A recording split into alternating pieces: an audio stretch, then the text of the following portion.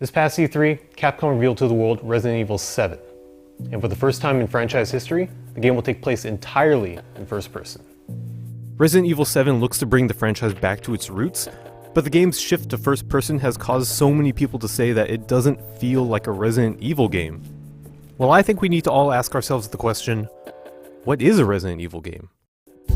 Sure, we can say the series is all about horror, but with the main games and countless spin-offs having deviated so far from that path, it's sometimes hard to say. Throughout the years, Resident Evil has changed a whole lot, with the franchise shifting from survival horror to action horror to Mario Party, and now to first-person horror. But how did all of this happen? How did we even get to this point?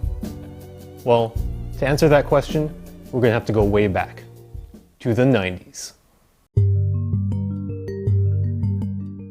Back in the early 90s, the survival horror genre was kinda going through an identity crisis. Most games that were categorized as such felt more like point-and-click adventures than what we know today to be survival horror. There were titles like The Seventh Guest that loosely embodied the horror genre, but mostly in the sense that their stories were about ghosts and ghouls. This isn't real! Ooh. One of the bigger games to come out of this era was Alone in the Dark, a game that, while campy and somewhat goofy looking, it still laid the groundwork for horror games to come. And while it was a critical and commercial success, eventually spawning 4 sequels, it wasn't quite the horror game that most people were looking for. That's when game designer Shinji Mikami was entrusted with developing a new game for Capcom, one that would be loosely based off their own NES game, Sweet Home. Now, Sweet Home was more of a horror RPG, but it was the game's setting and specific mechanics that influenced this new game's design. It was quite a bit of a departure from Mikami's past projects, whose resume consisted primarily of Disney licensed games, but he was up to the task and got to work on what we now know today as Resident Evil.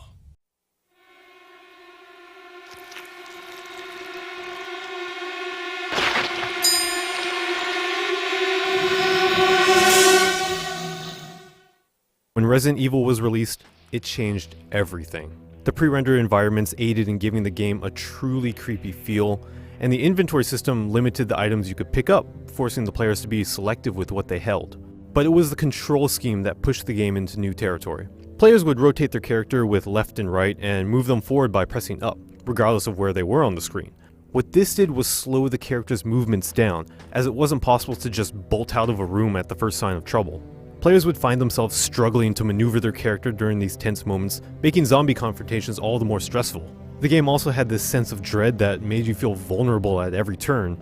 The moments between each room, separated by the creepiest loading screen you'll ever encounter, were incredibly tense, as you were never quite sure what kind of monsters were waiting behind the door. There could be zombies, there could be zombie dogs, bees, crows, snakes, or even these guys. And while, okay, the dialogue might be more famous than the actual game itself, that was too close. You were almost a Jill sandwich. You're right. That was all part of the game's charm. The B-movie horror aspect felt very reminiscent of a George A. Romero script, and the campiness of the game would eventually become a defining characteristic of the franchise.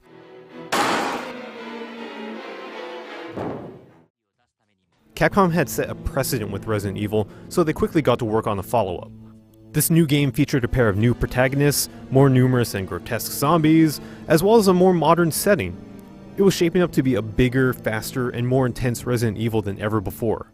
But a little over a year into its development, the game ran into a roadblock. Despite being almost finished, disagreements between the director and the producer of the game caused Capcom to completely scrap the project and rebuild it from the ground up.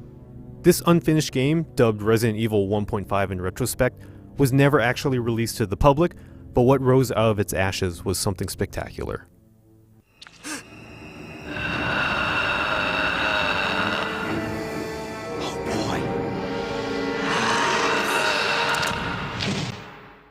In 1998, Resident Evil 2 was released, building upon everything that fans loved from the first game. With better graphics, music, and environments, the game gave players a much more cinematic experience, which aided in making the game even scarier than the first. In addition to the technical advancements, the plot went much deeper into the mythos of Resident Evil.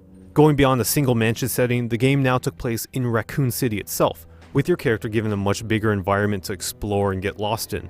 This is when the game started investing more time into its backstory, as you slowly learned about the virus, where it came from, and ultimately how it affected and infected the residents of the city. Resident Evil 2 also introduced what they called the zapping system, which gave the player different storylines and puzzles for each character. Regardless of the troubled development, Resident Evil 2 was a success. It went on to become the best-selling single-platform game for the franchise, with almost 5 million copies of the PlayStation version being sold. With the incredible success of Resident Evil 2, Capcom was on an upward trajectory, becoming the flagship developer for the survival horror genre. Countless other horror game franchises were launched in the wake of Resident Evil's first 2 games, including Silent Hill, Parasite Eve, and hey, even Capcom's own Dino Crisis.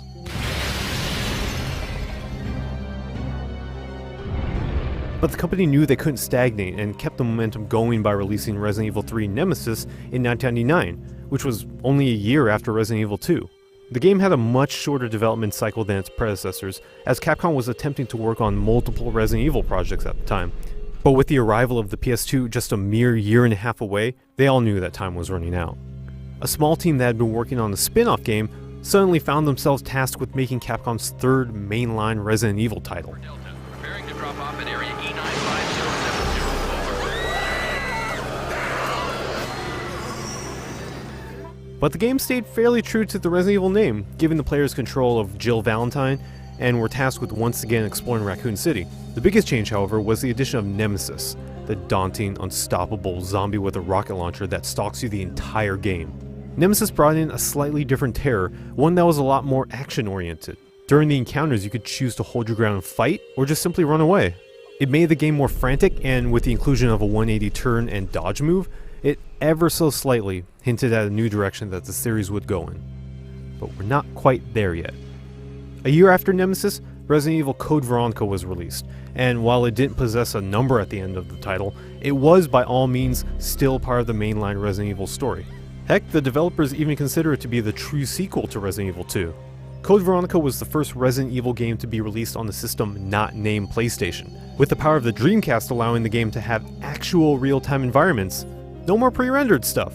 Even though the game is widely considered to be good, the one thing that it didn't do was move the series in any new direction. Yeah, you had the new features that were introduced in Resident Evil 3, but the game felt nearly identical to it in terms of mechanics, which really isn't surprising, considering that they were in development at the same time. It may not have been the groundbreaking sequel that people were expecting it to be, but Code Veronica did have a few things to call its own. Namely, it featured some of the most ridiculous cutscenes to date, and it was a precursor to how ludicrous the series would get in its future games.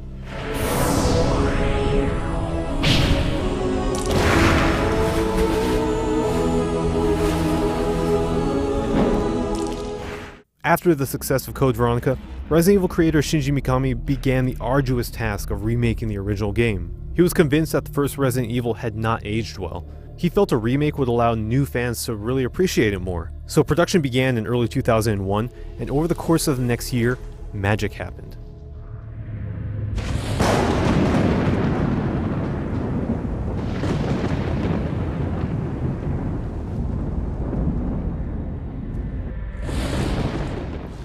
The game transformed into a thing of beauty, one that pushed the GameCube to its limits with real-time lighting, motion-captured character movements, and even particle effects. The graphical redesign was what made the game. It gave players the terrifying atmosphere that the original game promised, with no compromises. It had only been 6 years and one console generation since the original Resident Evil, yet the leap in graphical quality was astronomical.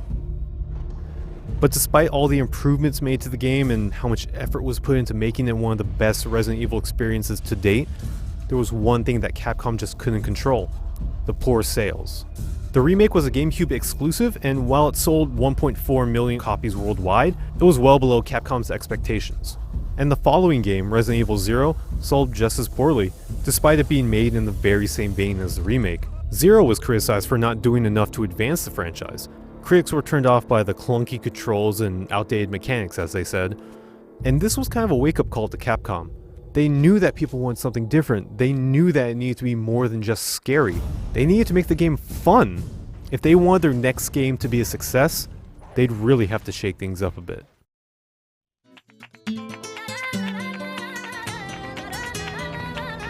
I received special training via a secret organization working under the direct control of the president. I was to assume the responsibility of protecting the new president's family. When Resident Evil 4 hit shelves in early 2005, people quickly found out that this was not the same slow-moving zombie fest like the previous incarnations.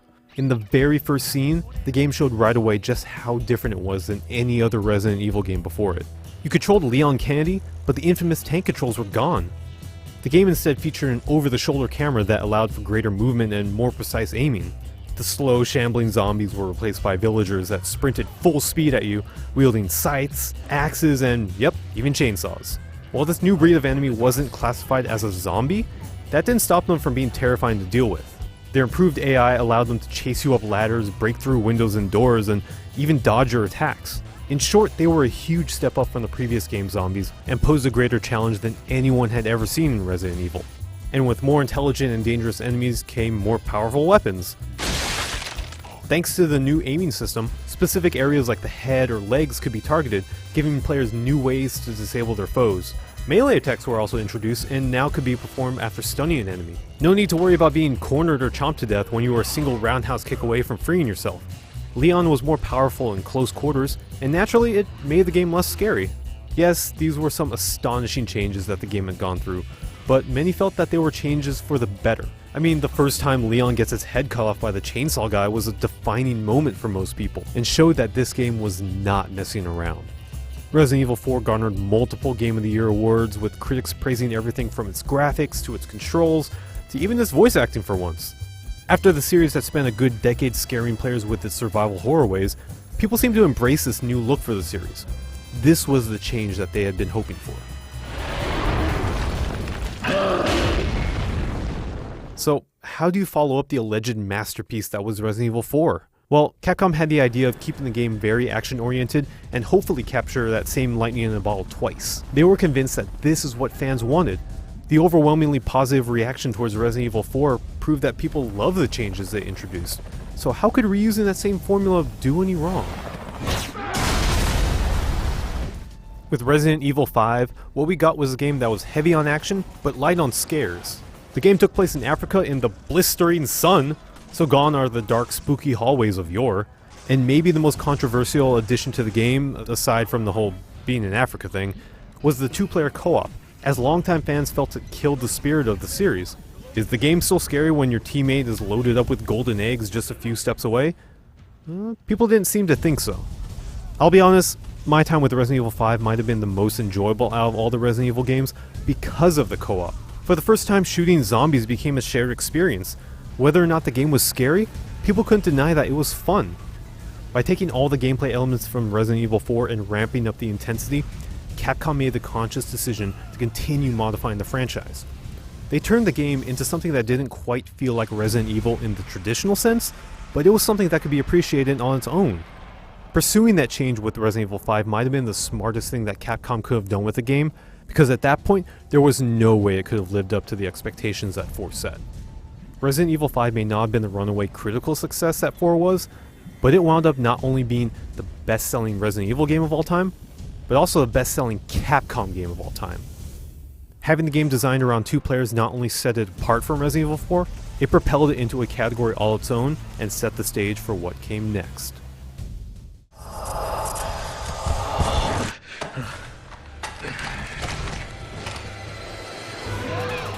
And 3 years later, Capcom continued down the action rabbit hole with Resident Evil 6. Long story short, the game wound up being a disappointment for Resident Evil fans, as it seemed to try to be too many things at once. Capcom hit the accelerator on almost every facet of the game, incorporating an expanded online co-op, interwoven storylines with every character, and the ability to shoot while running. The last point was something that Resident Evil fans had been requesting for well over a decade, and now that the feature was finally in the game, how did they react? Well, to put it bluntly, people were torn.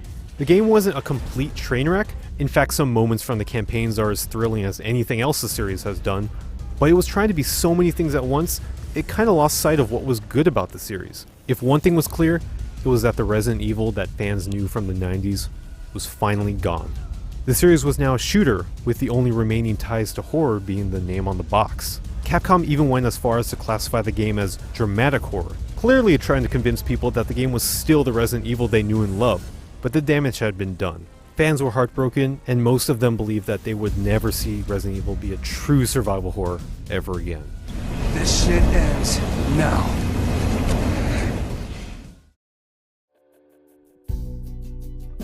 So that brings us to Resident Evil 7, a game that Capcom claims is going back to its horror roots.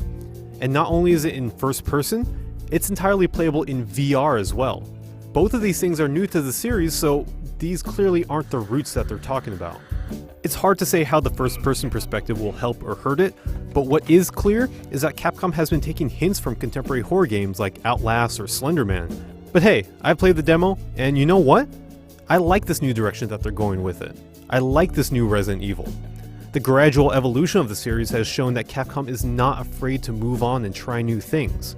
And I think it's a wonderful example of a game never getting too comfortable with what it is. Even the small spin-off games speak volumes about Capcom's tendency to experiment with the franchise. People might point to a game like Resident Evil 5 and say, "Oh, this doesn't look like a Resident Evil game to me," but I'm not entirely convinced that a single game can define the series. The true definition of Resident Evil is as fluid as the brains leaking out of a zombie's head. So to answer the question, what is a Resident Evil game? Well, it's survival horror. It's dramatic horror. It's first-person horror. It's third-person action. It's campy dialogue. It's boulder punching. It's change. It's evolution. It's de-evolution. To me, it's all of these things. Resident Evil might never be the same game that it was in 1996, but that's okay. Because much like the game's own T-virus, it's constantly morphing and mutating. So instead of trying to figure out what a real Resident Evil game is, all you need to do is look back on its history, and you'll see that a Resident Evil game is everything the series has been, and everything the series will become.